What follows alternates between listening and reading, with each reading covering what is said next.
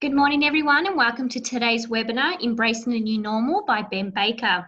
Today, you are listening using your computer speaker system by default. You'll have the opportunity to submit questions to Ben by typing them into the questions pane on the control panel. You may send in your questions at any time. We will collect these and address them during the Q&A session at the end.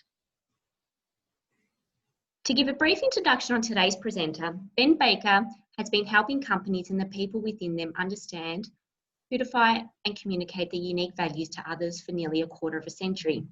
Ben is the president of Your Brand Marketing, an employee engagement consultancy author of Powerful Personal Brands, a hands-on guide to understanding yours, and the host of iHeart and Spotify syndicated Your Live in Brand live show with over 150 episodes behind him. Ben believes that if companies understand, live and build cultures around their purpose, employees will engage, stay, and want to grow with the company. This takes great leadership, communication, and awareness of the brand. I will now hand this over to Ben. Ida, thank you very much for having me. I've just absolutely enjoyed having you with us. So, hello for everybody from Canada. It's early in the evening here. I'm sure it all depends where people are, whether you're in Melbourne, Sydney, Brisbane, Perth, or wherever. Great having everybody part of this presentation. I just want to start off by letting you guys know that I come from the promotional marketing industry. I've spent almost 25 years in the industry. I started going to the shows about 25 years ago. I started off in the direct mail business. And when I was in the direct mail business, we were looking for things that we could put inside of our envelopes to increase the open rates. And that's how I got involved in promotional marketing. And for over 20 years, I went to the show in Vegas. That's 1 million square feet. It's about 13 and a half miles of show floor, so about 22 kilometers of show floor, 3,500 booths, and it's overwhelming. It's absolutely overwhelming for people who have never been to a show that size. But the problem is, those shows tend to be aisle after aisle after aisle of the same thing.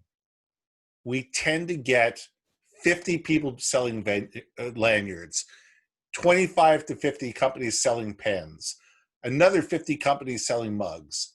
So you start to think there, it says, how do we differentiate ourselves?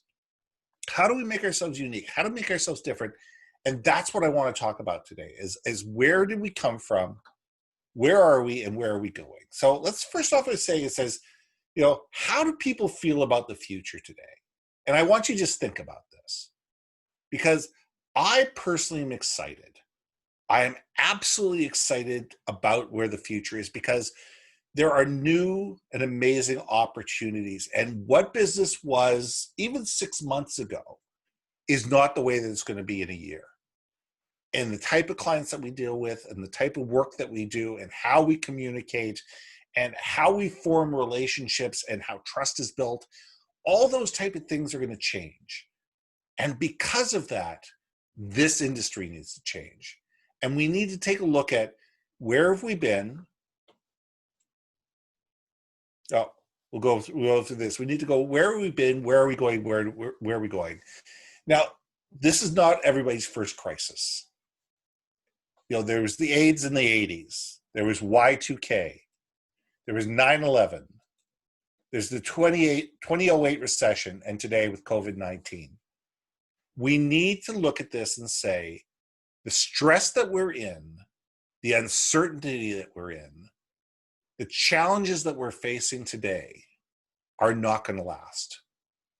And the smart companies today are looking at saying, okay, things are going to be different. How are they going to be different? What are our clients doing? What are our clients' needs? How are our clients communicating with the people that they trust? How are they dealing with their customers? What can we do to embed ourselves and make ourselves valuable moving forward so we can help our customers build relationships with their customers? So let's go back to an agenda. Where did we come from? Where are we now? And where are we going? So where did we come from? Quite honestly, where did we come from over the last 10, 15 years is a lot of the same. Not much innovation, not much new, not really anything that sits there and goes, oh my God, this is changing the way the industry works. People just sat there and said, we're just going to buy more mugs, or we're going to buy more pens or more t-shirts or whatever. And the majority of the industry gets a flyer on Monday from a supplier.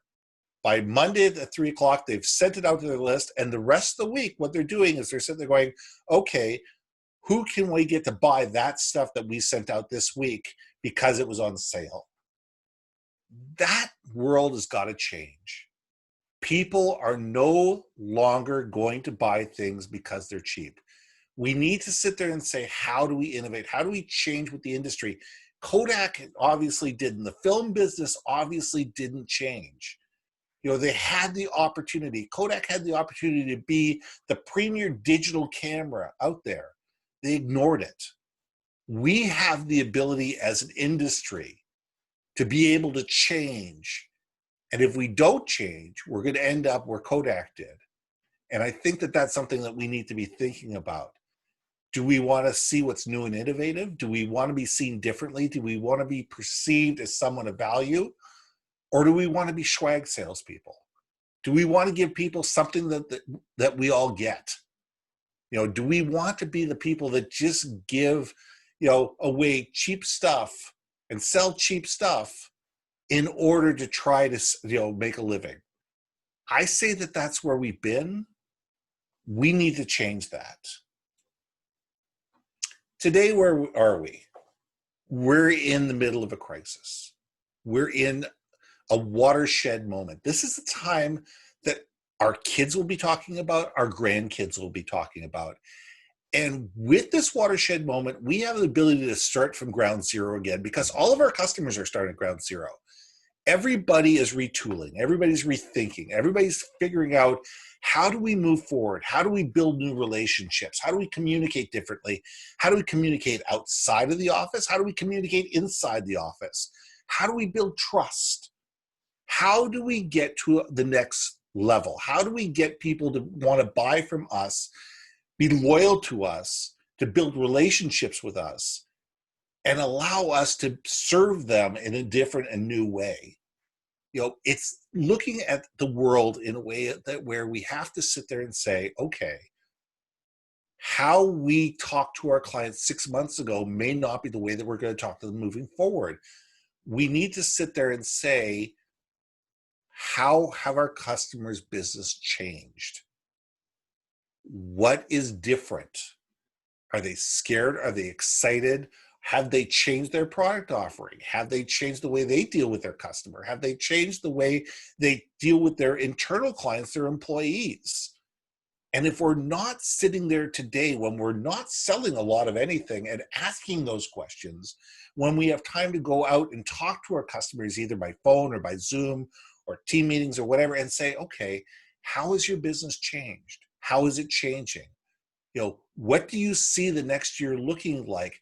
What are the things that you're doing today to communicate more effectively with your customers and build trust? That's how we're going to build the relationships. That's how we're going to get the understanding, the insight that we need to be able to move forward. Because without our understanding of where our customers are, what their hopes, needs, fears, desires, their challenges are, we can't help them. If all we're looking to do is go back to the way things were and sell them more stuff, people are going to sit there and say, we don't want more stuff. We have to look at our dollars or cents on our marketing in a completely different way. And it has to be about value. And it has to be about building trust. It has to be about building relationships. And the stuff that we sold before and the way that we sold it before has to change in order to be effective moving forward. Now, how does that move forward?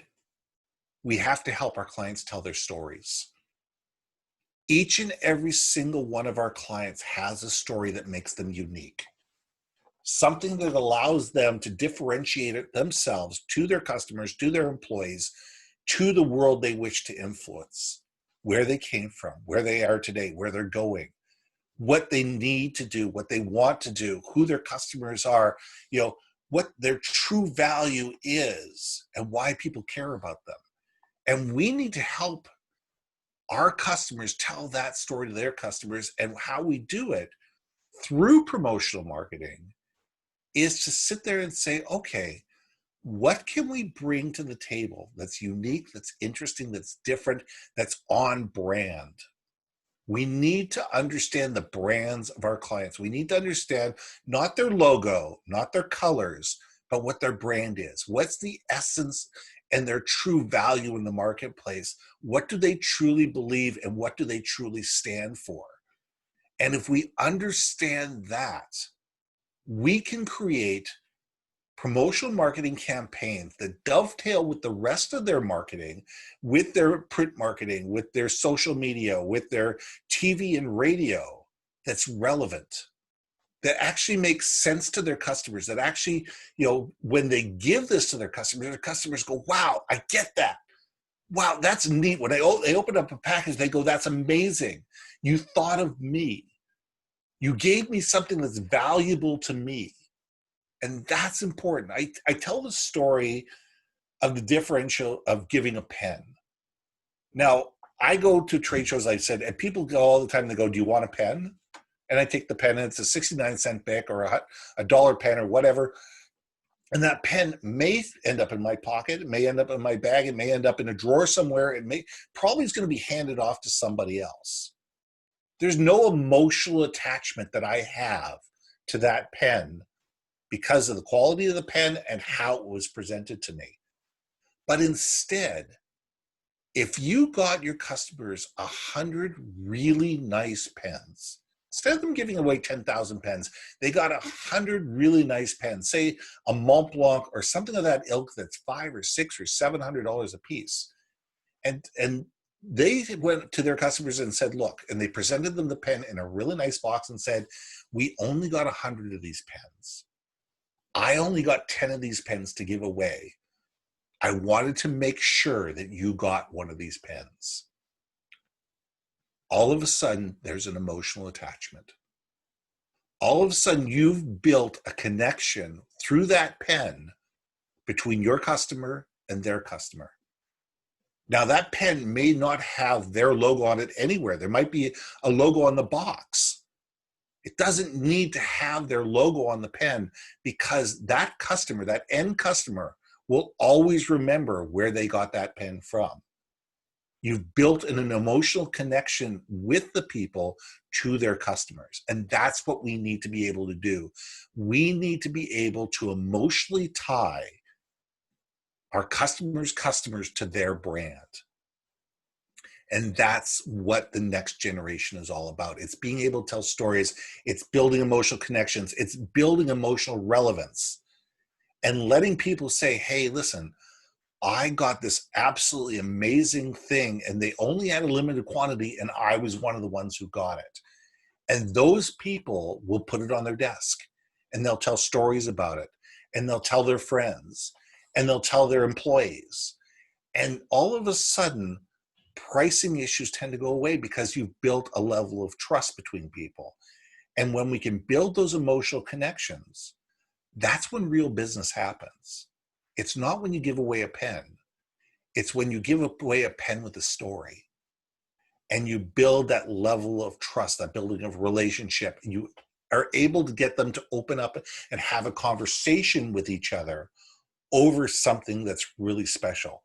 Now, when I was doing a lot of promotional marketing, I haven't done any for about 5 years. We used to do things that were absolutely custom, completely custom R&D, 3D printers from the ground up. And the last big project we got involved with was we had a customer that built roller coasters, international roller coasters for the Disneys and the Six Flags Magic Mountain and anywhere in the world you can think of that's a major amusement park. These people built roller coasters, and those roller coasters started at about $50 million US. Well, when we built stuff for them, you were building, a presentation piece that was for customers that spent $50 million. The last piece we built is we took one of their roller coasters, we miniaturized it, and we made 100 of these things to give out to CEOs around the world. trust me, 5 years later, I'd be surprised if those miniature roller coasters that work are not still sitting on people's desks, or at least on a prominent place in somebody's office. And they will always remember where they got that roller coaster from. And the logo of the company that built those roller coasters is nowhere to be seen. It's about helping people tell a story. Now, we need to think outside the box. We need to get away from the normal stuff, and we need to start thinking about, how can we package things? How can we take 5 or 6 different items from different suppliers and build a kit? Build something that's unique. It doesn't have to be something that is R&D, that you built 100,000 of, and you have to go and wait 6 months to have the stuff come in by boat. What you may do instead is take 6 different unique items from 6 different suppliers and have them mesh in a box. So when somebody opens up that box, they get a kit. They get something that tells a story. They get something that is unique and different, and they're not getting it from anywhere else because it comes in a custom package. You build a custom box around it, a custom package of some type, and everything within that box tells the story of the brand of your customer, and it adds value to them, to their customers. And when we start thinking about saying, how do we combine things? How do we make things that are a little different? How do we spend a little bit more time and a little bit more effort to be able to make sure that there's that wow factor? Those wow factors are what makes a difference. And guess what? Here's a trick. When you're the person that can provide that wow factor for your customers, you can start charging consulting rates. You can start sitting there saying, this is what you're going to pay for the idea and the consulting and the R&D that goes with it. And this is what you're going to start paying for the product. And you can start separating those 2 bills and start saying, you're paying me as a consultant because I'm the person that understands your business. I'm the person that's going to come up with something completely different, something unique, something that's going to wow your customers, and something that they can't get elsewhere, and you can't get elsewhere. But you're going to pay for that. And it's about developing those experiences. That's thinking outside the box. That's coming up with ideas that are going to help people, build relationships and build trust and build, the things that they need to be able to make their business grow. Because that's the business we're in. We're not in the putting logos on stuff business. We're in the storytelling business. We're in the creativity business. We're in the relationship building business. That's what promotional marketing is. It's not about saying, how many things can we get for $1? Or how, if we've got $10,000, how many things can we buy for them? Maybe what we do is we give away $100 items instead to really, really top-end clients and build those relationships instead of giving something out that's worth nothing to everybody, and then no one's happy and no one's impressed. And people start thinking of you as the person who gave them something cheap. And that's the last thing in the world you want, is for your clients to be seen as cheap by their customers. And that's what giving away inexpensive, cheap items does. You need to sit there and have those conversations with your clients, and you need to help them buy better. You need to help them market better. You need to help them tell their story better. That's where we need to be going. Thank you very much. Now, I want to give you guys one thing before I go, and then I want to answer all your questions. I have a free course on my website at courses.yourbrandmarketing.com called Know, Like, and Trust. It's the basis to start any relationship, because when your clients know you, they like you, and they trust you, that's when you can start having these conversations. That's when you're becoming one of many and one of 5 quotes to being the person that they come to time and time again. You become their trusted source, and you may be a little bit more expensive, but in their minds, you're worth it because you're giving them something that somebody else isn't. You're providing them with a way to build a relationship with their customers.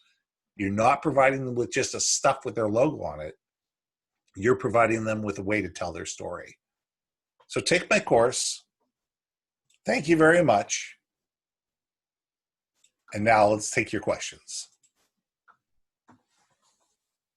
Thank you, Ben, for this fantastic presentation. There were some great ideas and information that I'm sure we can all take from this. So thank you very much. My pleasure. Okay, look, there doesn't appear to be any questions, although we can probably stay online for a little bit longer to see if any of the participants do have any that come to mind whilst we're online for a little bit longer. Yeah. I mean, my big question to everybody is, and you can think about this and get back to me, is where do you want to be in the next 3 to 5 years? You know, where do you, as a promotional product distributor, want to be, whether you're an owner of a company, a distributor, a supplier, whatever, where do you want to be? And what are you doing to differentiate yourself to allow you to get yourself there? That's the question you need to be asking yourselves. I see a question came up.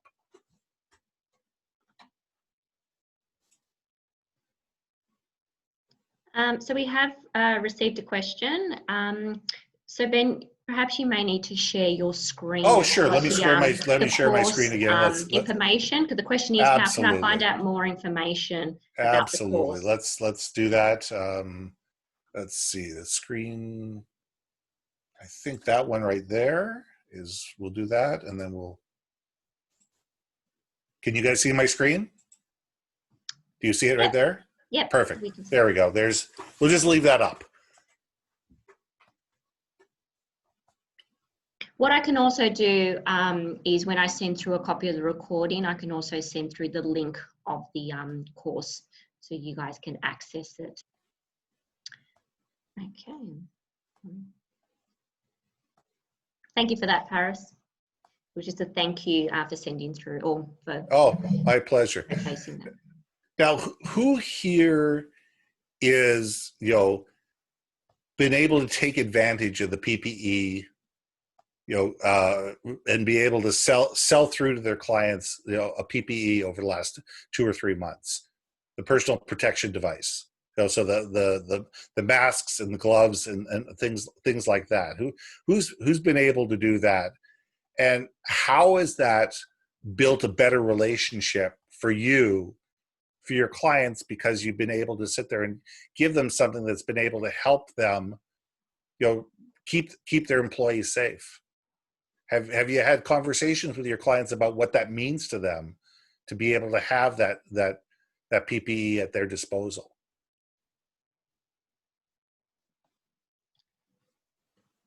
Looking at the list of participants, we do have one raised hand in answer to your question. That's good. That's good. I mean, the trick is to sit there and have the conversation now and ongoing, to sit there and say, okay, how has having this PPA made things better for you and your company? It's a matter of using that as a starter of the conversation to ask more intelligent questions about where are they now and where are they going, and what are the things that are their biggest concerns, and talk to them about where they see business going moving forward. It's about enabling conversations. And it's not just, did the stuff arrive okay? It's just, how is it being used? Do people in your office feel safe? Do your customers feel safe? Or do they feel more safe because they do it? Are you getting, if you're handing this out to your customers, are you getting some appreciation from it? Are you getting thank yous? How are you handing it out to your customers? Things like that. So it's a matter of understanding. Just because you've sold a promotional product, it's going back to them over the next few weeks or months and saying, how did it go? Did it work well? Did it not work well? What were the comments that you were getting back because of it? Because if you can sit there and have those ongoing conversations and understand, what happened down the line after you delivered something, it enables you to have conversations about what's next. So Ali has submitted a response to your question, and she said Jess supplied PPE hand sanitizer. Yeah. And then we've also had another one come through from Diana, and she's written, I'm getting some inquiries for masks and sanitizers now as staff are due to come back into the office, but haven't done much PPE as yet. You need to be very careful about it. You need to make sure that you're dealing with sources that you trust. And I would be asking questions about, what's the level of testing that goes on with that PPE, because you want to make sure that whatever you're sending into the systems are safe. But that enables you to have those conversations. Talking about safety is a big deal with customers. It says, we wanted to make sure that when we source this, that we made sure that, like all the promotional products we've supplied you over the years, that safety is a big thing, because we want to make sure that when you hand this out, you're keeping your staff safe and your customers are safe as well. So it's opening up those conversations as well, because people assume that things are safe, but they're not always. And if you can be the person who can talk intelligently about safety, if you can be the person who talks about, how things are tested, and the different products that have gone through Q&A testing, and the different products that didn't, good vendors, bad vendors, places that you trust, and how you make sure as a supplier, you're always looking out for your client's best interest. That's a great way to build, trust and further relationships.